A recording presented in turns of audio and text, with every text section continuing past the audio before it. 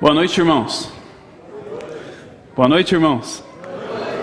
Melhor. É um privilégio estarmos aqui hoje na casa de Deus e muitas vezes nós levamos isso sem pensar como que é um privilégio mesmo termos a liberdade de nos reunirmos aqui para louvarmos ao Senhor e também pararmos as nossas vidas corriqueiras, aquele ciclone vendaval que é a nossa vida, como somos ocupados, as distrações do dia a dia, realmente pararmos um pouquinho durante a nossa semana para refletirmos um pouco sobre a palavra de Deus e aprendermos algumas coisas que Ele quer nos ensinar. Então hoje temos o privilégio, irmãos, de lermos no texto Lucas 5, de 17 a 26, eu vou pedir para os irmãos já abrirem a Bíblia. E eu peço que nessa leitura, que os irmãos realmente tentem focar, prestar bastante atenção no texto, imaginar a cena que vai se desenrolar perante os nossos olhos. Lucas 5, de 17 a 26.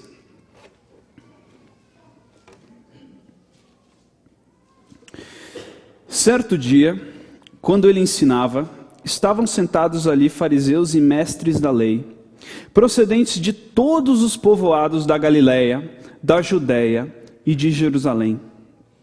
E o poder do Senhor estava com ele para curar os doentes.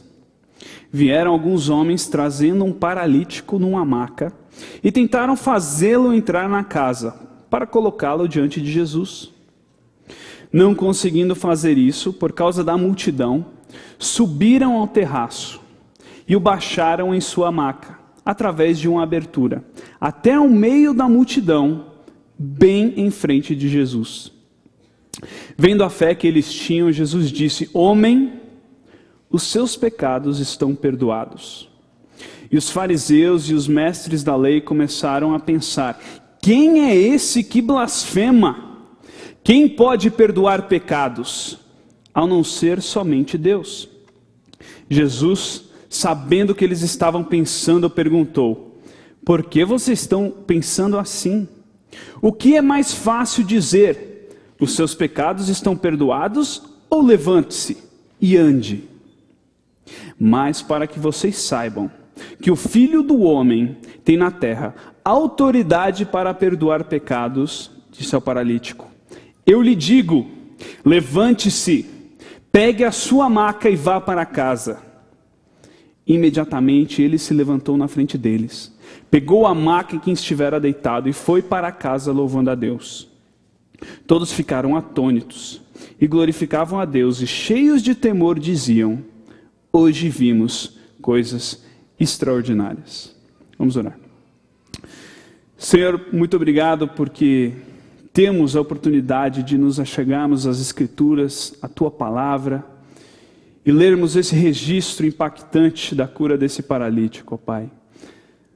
Nos ensina hoje à noite, abre os nossos corações, os nossos olhos, os nossos ouvidos, faz-nos escutar a voz do Teu Espírito hoje, ó Pai. Apesar das nossas imperfeições, dos nossos pecados, retira qualquer distração hoje da nossa mente, Senhor, e fala conosco. É isso que nós oramos e pedimos, em nome de Jesus. Amém. Irmãos, é muito importante, sempre que a gente lê a Bíblia, a gente tentar se situar dentro do contexto. A gente às vezes cai de paraquedas no texto e a gente tem que se perguntar o que estava acontecendo aqui, onde que Jesus estava, por que ele está falando, com quem que ele está falando. Então, para a gente realmente dar uma paradinha e entender o contexto, nessa época, Cristo já tinha passado algum tempo na Judéia, que era a parte lá de Jerusalém, se vocês forem olhar o mapa, a parte sul do reino de Israel. E Cristo tinha passado muitos meses lá pregando, e isso está mais no Evangelho de João. E aqui ele vai ao norte, na Galiléia, e ele está começando a pregar, ele está dando uma volta pelas cidades principais da Galiléia, ensinando, e a Bíblia fala que o poder de Deus estava com ele para ele fazer milagres. Então, logo imediatamente, antes dessa cena, onde a gente vai ver Jesus dentro de uma casa lotada, ele tinha feito a pesca milagrosa. Vocês lembram que ele mandou os discípulos saírem e jogarem a rede, depois eles passarem a noite inteira tentando pescar e não tinham pego nada. Ele também tinha curado um leproso, e todas as pessoas daquelas regiões, e até gente lá da Judéia, onde ele tinha ministrado antes, alguns meses antes, estava seguindo ele. Então a multidão tinha presenciado esses milagres e estava atrás de Jesus. E um detalhe importante, nesse ponto do ministério de Cristo, você vê durante os evangelhos que Cristo ele realmente ataca muitos fariseus, que eram os líderes religiosos da época. Mas até aqui, Cristo não tinha batido tanto de frente com eles ainda. Eles ainda não tinham começado a sua militância contra Jesus. Eles realmente estavam interessados no que esse mestre, no que esse homem estava falando, ensinando e fazendo.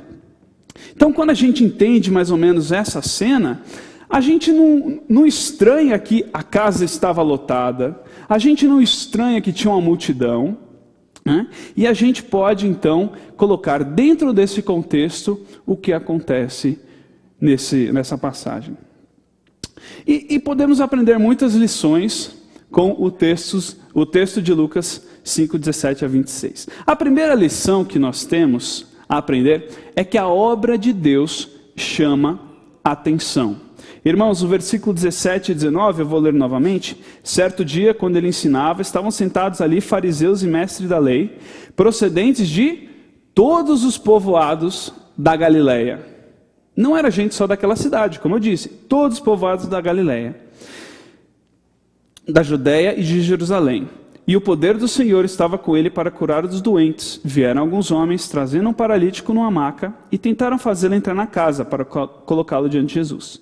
Não conseguindo fazer isso por causa da multidão, subiram ao terraço e baixaram em sua maca, através de uma abertura, até o meio da multidão, bem em frente de Jesus. Notem quantas vezes ele fala multidão. Ele fala no mínimo 3 vezes, multidão, multidão, multidão. Era muita gente interessada em ver o que Cristo estava falando, porque a obra de Deus, ela chama a atenção. A casa estava lotada, impossível de se entrar. E a verdade é, irmãos, que as pessoas têm uma grande vontade de ver milagres. Eu tenho vontade de ver milagres. Nós aqui oramos porque nós queremos ver milagres. Só que temos nessa passagem uma verdade tão rica sobre a importância verdadeira dos milagres. Igrejas que pregam milagres, se você for ver, sempre estão lotadas. Tem muita gente, infelizmente, muito cristão, até que eu conheço na minha caminhada cristã, que fica alimentado querendo somente ver os milagres. Eu quero ver o milagre físico, parece que ele é alimentado. E não é errado nós queremos ver os milagres, irmãos. Lucas 23, 8, fala até que Herodes queria ver milagre, porque isso está dentro do ser humano. A gente sente uma atração inexplicável pelo sobrenatural, por vermos alguma coisa diferente aos nossos olhos. Só que a gente muitas vezes não entende que o milagre físico é apenas uma ferramenta. O milagre físico, que nós tantas vezes buscamos e que Deus realmente faz hoje em dia, e temos que pedir por isso, mas ele é apenas uma ferramenta. O foco de Deus não é no físico, e sempre é no espiritual. O milagre é uma ferramenta de Deus para apontar para Cristo. E é por isso que Cristo fazia tantos milagres, para apontar para a autoridade dele e para mostrar que ele era Deus. Ele era apenas uma ferramenta. O milagre físico era apenas uma ferramenta. Quer saber mesmo? Você quer parar hoje e ver um milagre? Hoje, quer ver um milagre? Olhe para o lado. Não olhe para mim, olhe para o lado. O maior milagre que existe nesse mundo é o que Cristo fez na minha vida e na sua. O milagre espiritual de ter pego um pecador, inimigo, caído, rebelde, e trazido esse pecador para Ele. Você vê que Cristo, Ele não está tão preocupado em fazer um milagre físico nesse caso. Ele primeiramente vai endereçar o que é sempre primordial para Deus, que é o espiritual. Então, irmãos, se a obra de Deus sempre chama a atenção, se a obra de Deus, o foco está no espiritual, se o milagre maior que deve chamar a atenção do mundo é o espiritual, eu pergunto para a gente, será que a obra da nossa igreja aqui, será que a obra da sua vida está chamando a atenção? Será que a sua obra está trazendo pessoas para Deus? Se não, por que não? O que está de errado? Segunda verdade, irmãos, que aprendemos através do texto, é que sempre existe um jeito de encontrarmos a Deus. Deus sempre prepara uma maneira de nos colocar diante dele. Se você for parar para pensar fisicamente, era humanamente impossível aquele paralítico encontrar Jesus. Como ele ia se locomover? Pense nisso. Ele é um paralítico. Ele não ia conseguir se arrastar a tempo de chegar perto de Jesus. Como ele passaria principalmente pela multidão? Fisicamente, humanamente, impossível. E ainda mais, como que ele, um paralítico, alguém com uma deficiência, rejeitada por aquela sociedade, considerada ralé, como que ele justificaria uma audiência com aquele homem tão requisitado que era Cristo? Lucas 18, 27 nos diz, os impossíveis de Deus, os impossíveis dos homens são possíveis para Deus. E Deus tinha preparado uma maneira.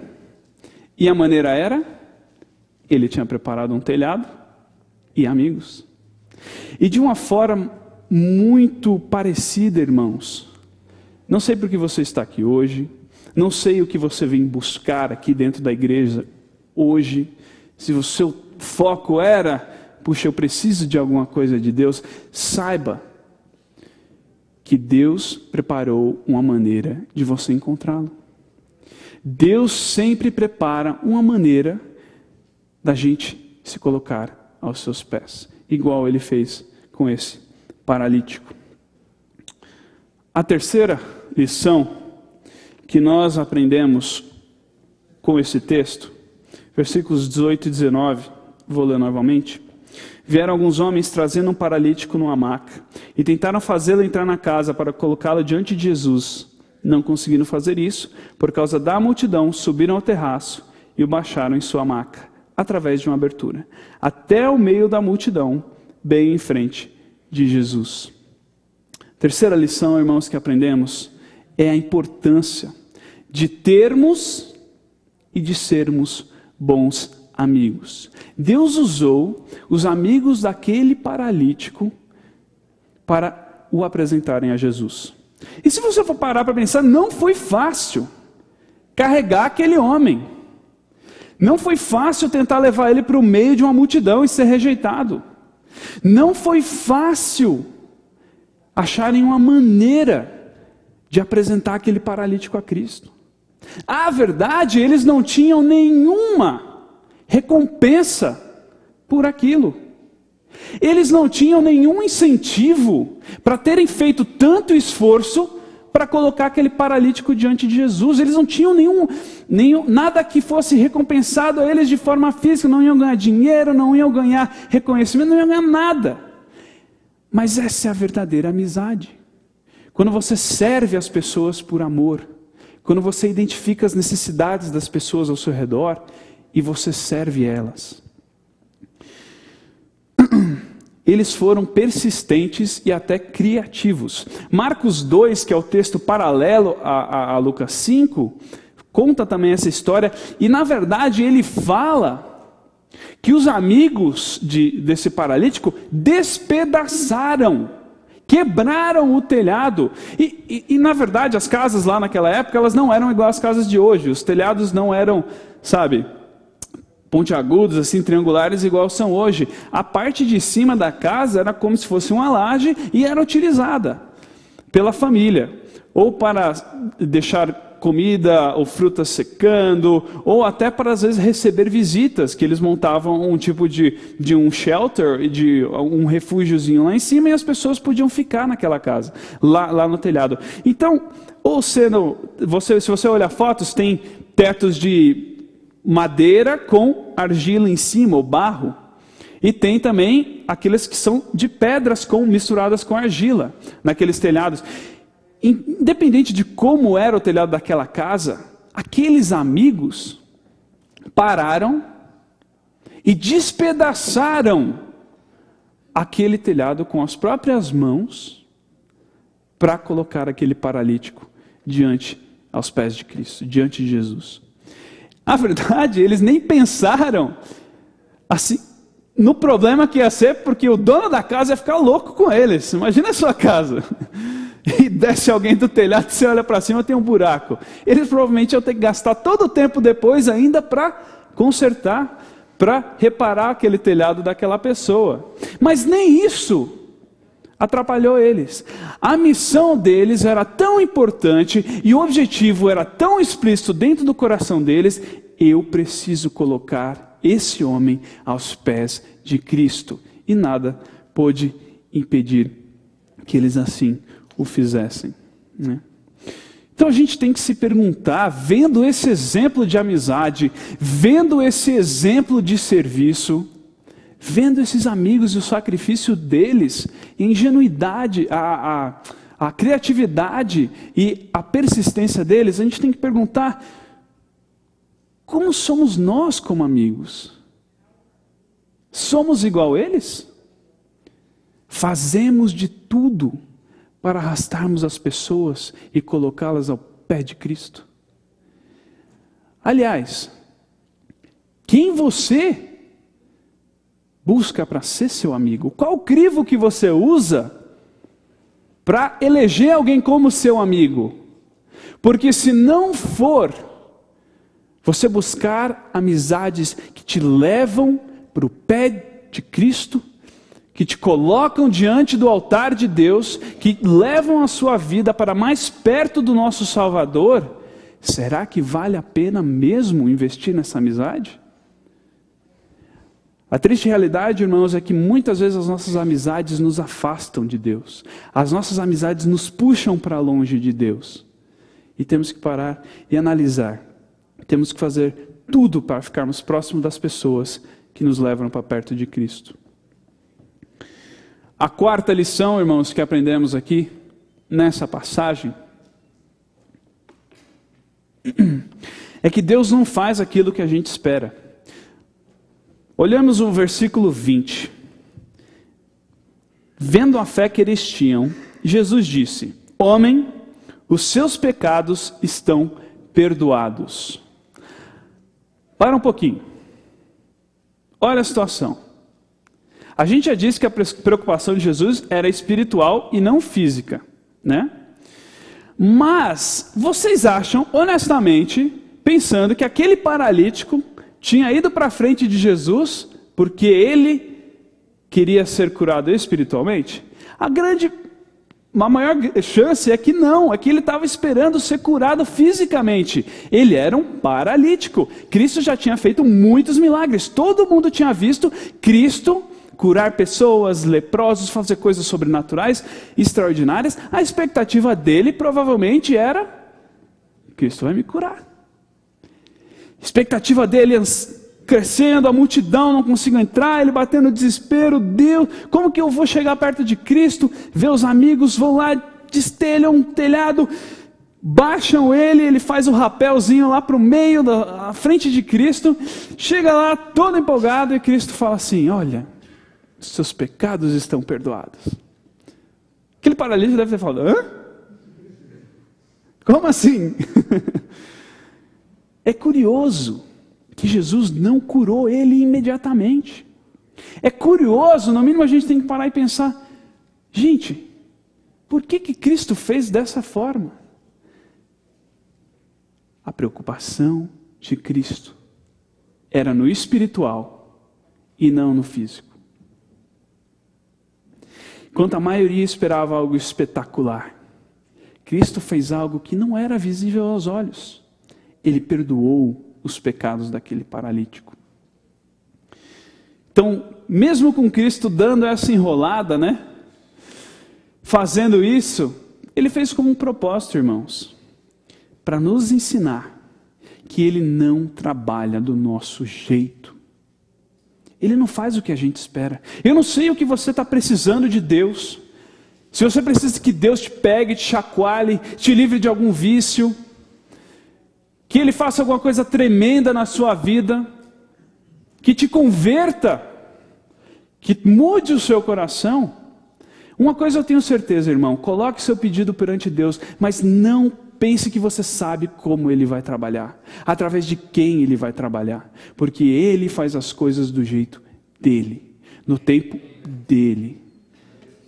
Eu sei que tem gente aqui que hoje faz meses que está desempregado, que faz meses que se ajoelha diante de Deus pedindo, Deus, por favor, me ajuda a prover para minha família. Saiba, irmão, que Deus tem o seu tempo e Ele trabalha da forma dEle. Eu sei que tem gente aqui que tem problemas dentro do casamento, que parece que tem uma agonia lá dentro do matrimônio, alguma coisa que não se encaixa, algo que não está certo, e que existe um sofrimento nesse relacionamento, irmãos. Confie, como já vimos, Deus vai arranjar uma maneira de vocês encontrarem Ele, e Deus trabalha do tempo dEle, no tempo dEle e do jeito dEle. Temos que ter paciência e nos conformar com o jeito que Deus trabalha, e deixar isso para Ele.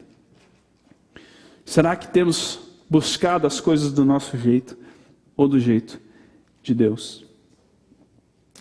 Quinta lição, irmãos, que temos ao olharmos esse texto é vermos que a obra de Deus, ela sempre será atacada. A obra de Deus, tanto lá com Cristo, quanto hoje em dia, será atacada.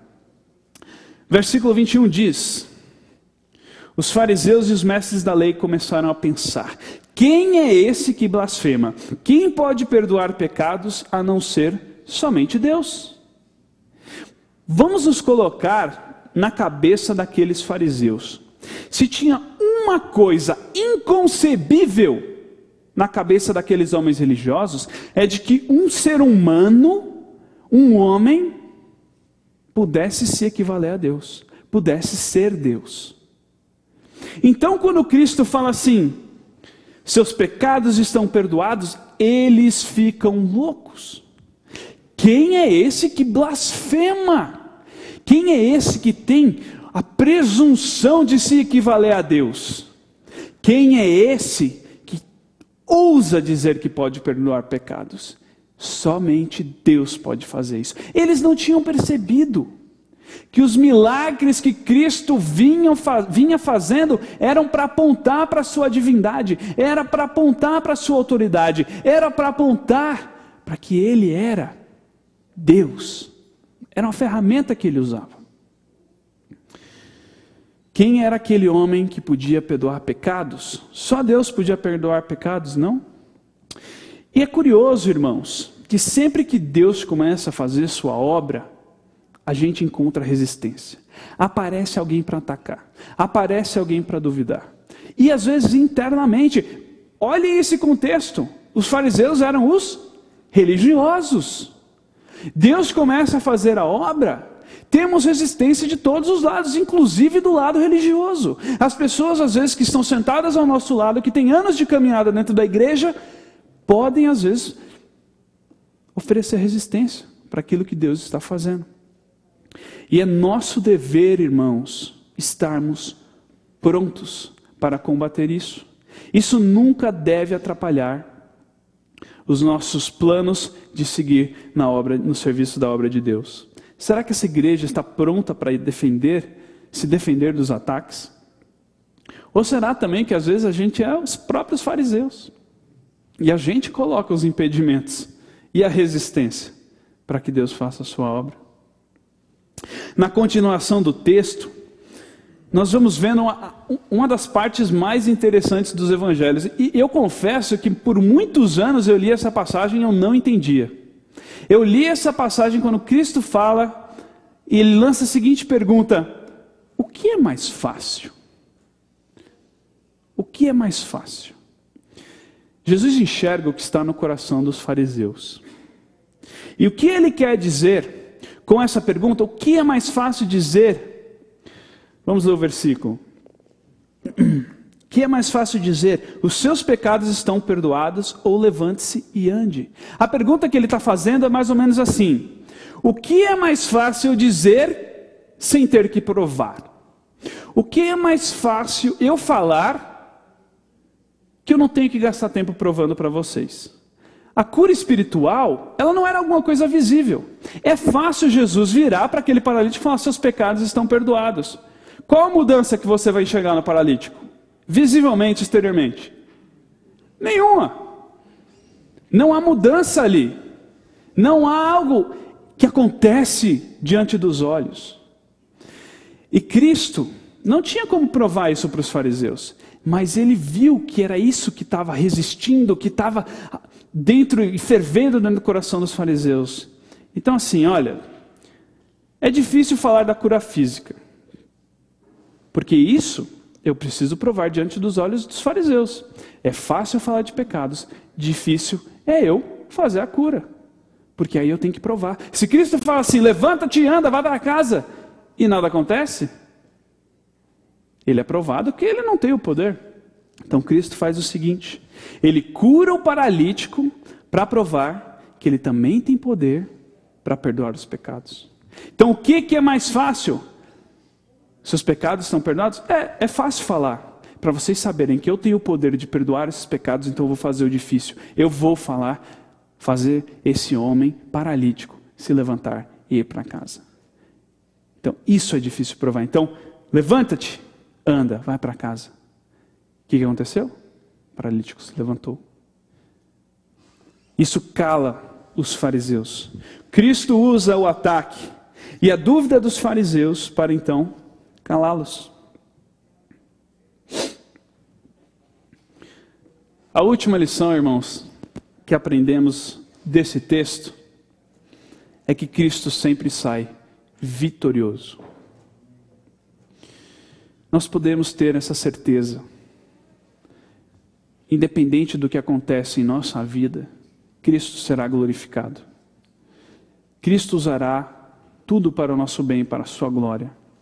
A vitória sempre pertence a Cristo. O paralítico sai curado. Cristo praticamente cala a boca dos fariseus que o contestaram. E o milagre que ele faz aponta para o seu poder, aponta para a sua autoridade, não só sobre o mundo físico, mas sobre o mundo espiritual. E o versículo 26 nos diz: todos ficaram atônitos.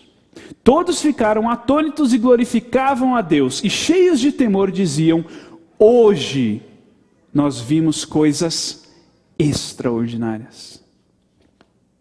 Extraordinárias. Cristo sempre sai vitorioso, irmãos.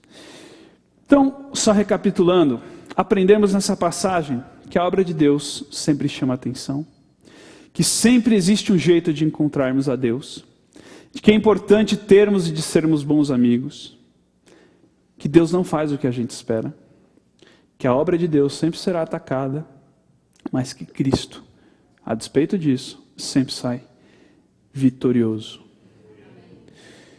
Irmãos, temos que parar sempre que nós estudarmos a Bíblia, sempre que podemos nos achegar às Escrituras Sagradas, sabendo que essa é a palavra de Deus, e nos perguntar: o que isso tem a ver comigo? Como que eu torno isso algo prático?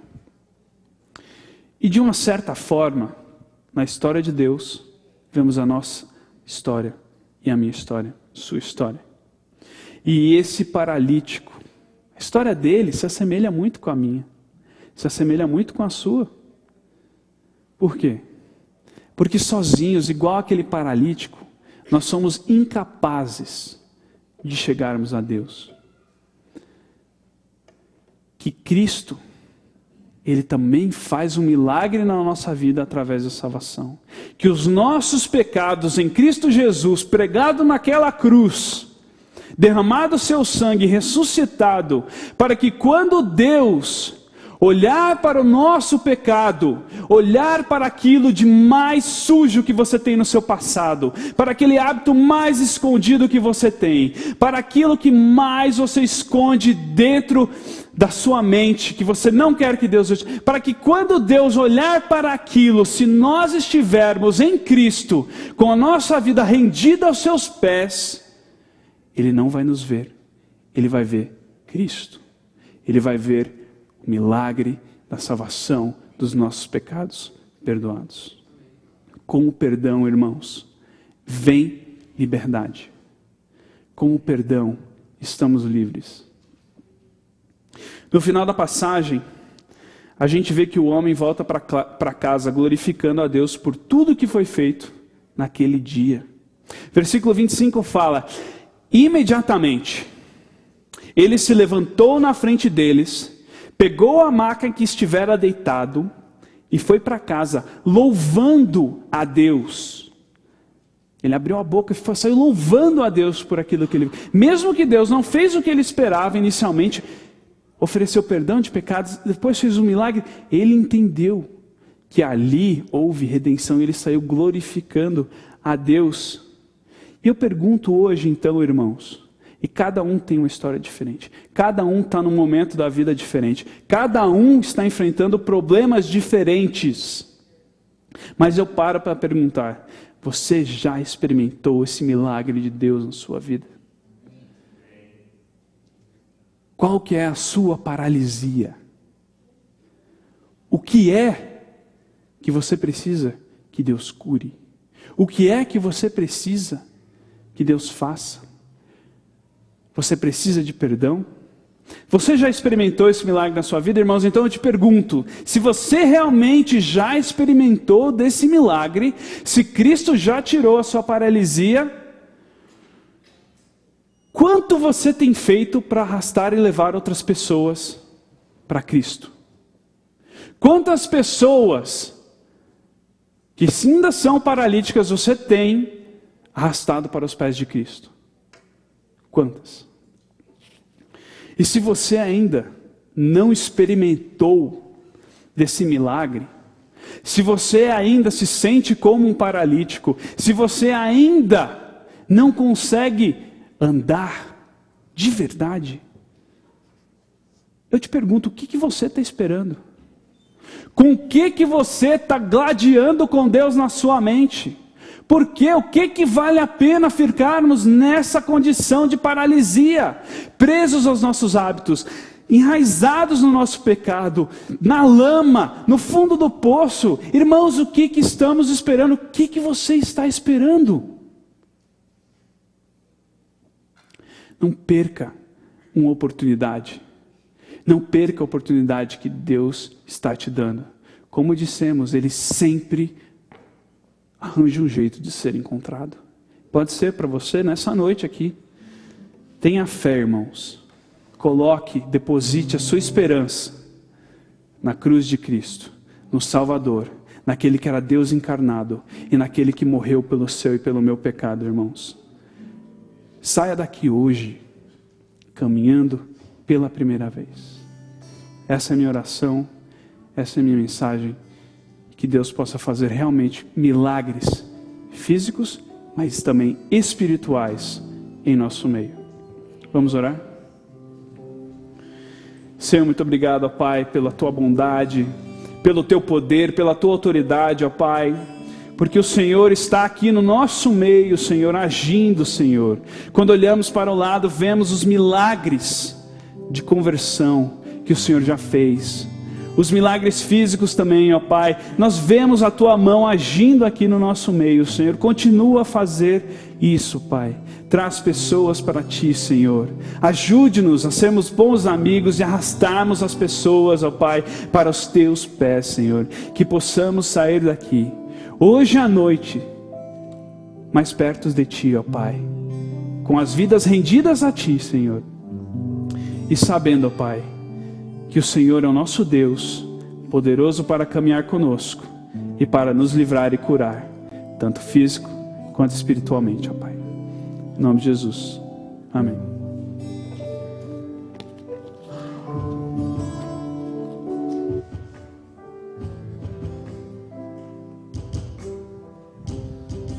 Nós ouvimos a mensagem e temos que dar uma resposta àquilo que Deus tem para nós. Vamos ficar de pé. Vamos cantar novamente a última canção, dizendo que Ele é santo, que Ele é poderoso. O mesmo poder que Ele manifestou ali na vida daquele paralítico, pode fazer nas nossas vidas hoje também. Mas como Daniel trouxe a palavra hoje, eu quero te convidar a vir aqui à frente, você que quer ver o poder de Deus se manifestando na sua vida. Talvez a sua necessidade seja física, é verdade. Talvez sua necessidade seja emocional, seja na alma. Talvez a sua necessidade seja espiritual, eu não sei. Eu sei que Jesus quer manifestar o poder dele na sua vida. Mas a necessidade que nós temos é de nos aproximarmos dele. Porque o paralítico foi curado porque estava à frente de Cristo. E ali Jesus manifestou o seu poder. Enquanto cantamos esta canção, você que deseja de fato que Jesus se manifeste na sua vida, naquilo que Ele entende que é necessário, do jeito dele, no tempo dele, como nós ouvimos hoje. Enquanto cantamos, eu quero lhe convidar a vir aqui à frente, para a gente orar por você.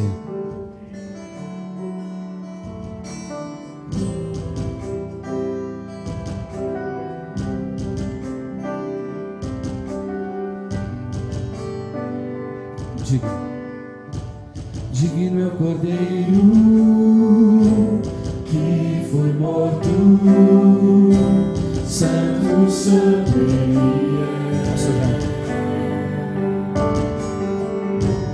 Um novo cântico ao que se assenta sobre o trono do céu. Santo.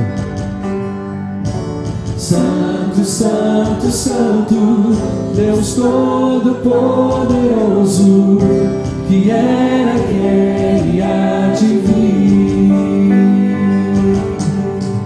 Com a criação eu canto louvores ao Rei dos Reis.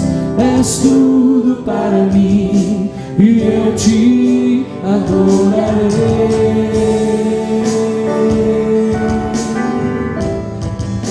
Cantar mais uma estrofe. Ainda é tempo para você vir aqui e se colocar diante de Jesus. Ele está vestido de glória. Está vestido do arco-íris, sons de trovão, luzes, relâmpagos, louvores, honra e glória, força e poder para sempre, ao único Rei eternamente. Santo, santo, santo, Deus Todo-Poderoso, que era, quer e há de vir. Com a criação eu canto louvores ao Rei dos Reis. És tudo para mim e eu te adorarei. Pastor Jaime, enquanto o pastor vai orar por nós, eu quero convidar você que é presbítero para vir aqui à frente também e orar por esses irmãos que estão aqui à frente. Abraça um deles ou dois deles, abraça-os e olha para que Deus manifeste o poder na vida dele. Se você que está aí, que não é presbítero, mas quer orar por alguém que está aqui à frente, pode vir do seu lugar e orar por alguém, abraçar alguém. Seja um homem, uma mulher, um jovem, sai do seu lugar e abraça. Seja como aqueles amigos do paralítico que apresentaram-no diante de Jesus. Pastor Davi.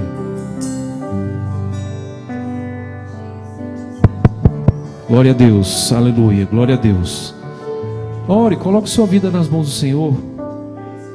Ele é poderoso para fazer infinitamente mais do que tudo quanto pedimos ou pensamos. Não conforme aquilo que eu penso, não conforme aquilo que eu creio somente, mas conforme o seu poder, o poder dele. O poder é dele. Todo poder me foi dado nos céus e na terra, disse Jesus. E por isso nós estamos aqui. Senhor, nosso Deus e nosso Pai, nós estamos na Tua presença, Senhor, na Tua casa, nesse lugar que o Senhor constituiu para que o Teu nome fosse adorado, glorificado, exaltado. A igreja é Tua, pertence a Ti, Senhor. E nós somos a igreja do Senhor, nós somos Teus filhos. E o Senhor nos deu, Senhor, essa autoridade, esse poder, para podermos abrir a nossa boca, elevar o nosso coração, o nosso pensamento, abrir a nossa alma para Ti. E dizer, Deus, aquilo que nós estamos sentindo, aquilo que nós estamos passando. Senhor, Tu sabes todas as coisas. E por isso, meu Deus, agora nós queremos parar na Tua presença e abrir a nossa alma, Senhor, e que Tu reconhecer que Tu estás vendo o sofrimento que temos passado, as lutas, as dificuldades, os problemas. Deus, as dúvidas, os medos, as angústias, o desânimo. Senhor, em nome de Jesus, olha agora a Tua serva, Senhor, olha agora Teu servo, Pai, olha Teu filho. Meu Deus, olha essa família, Senhor. Pai, em nome de Jesus, ouve o clamor silencioso de cada coração aqui nesta noite, meu Deus. E vem agora, Pai, colocando a Tua mão de poder, agindo no mundo espiritual, movendo, Senhor, no mundo espiritual, para que a nossa vida seja sarada, transformada, curada.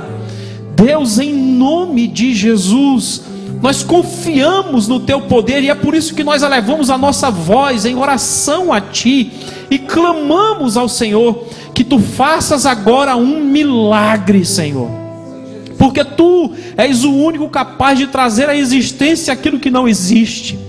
Deus, e as portas que Tu abre, ninguém fecha, Senhor. Meu Deus, em nome de Jesus, nós colocamos nas Tuas mãos agora, Senhor, cada família, Senhor, cada esposa, cada marido, cada filho.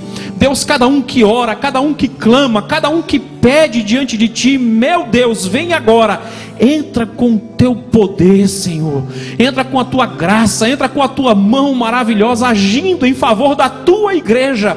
Esta é a Tua noiva, Senhor, e a Tua palavra nos diz, nos ensina que o Senhor vai vir buscar uma igreja imaculada, uma igreja pura, uma igreja santa, uma igreja linda, uma noiva sem defeito. Por isso, meu Deus, nós carecemos da Tua bondade, carecemos da Tua glória, do Teu poder sobre nós, nos aperfeiçoando, transformando a nossa vida, mudando o nosso caráter, mudando, Senhor, aquilo que não Te agrada em nós.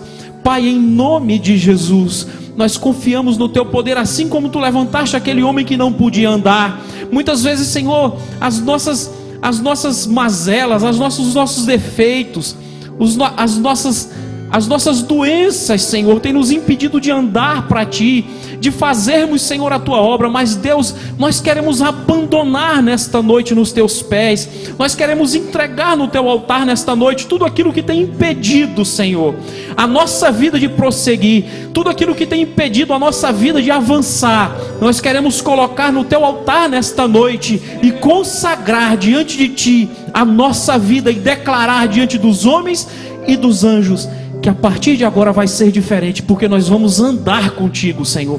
Opera os Teus milagres agora e ser glorificado no meio do Teu povo, porque Tu és o Senhor dessa igreja, Tu és o Senhor deste povo, Tu és o Senhor desta casa, Tu és o Senhor desta família, Tu és o Senhor desta nação, Tu és o Senhor desta mulher, Tu és o Senhor deste homem, Tu és o Senhor da nossa vida, Tu és o Deus a quem amamos. Recebe a nossa gratidão, recebe a nossa glorificação, em nome do Pai, do Filho e do Espírito Santo de Deus. Amém, amém e amém. Louvado seja o Teu nome, Senhor. Você que está aqui à frente, dá um abraço a alguém que está do teu lado. Maravilhado, extasiado, eu fico a ouvir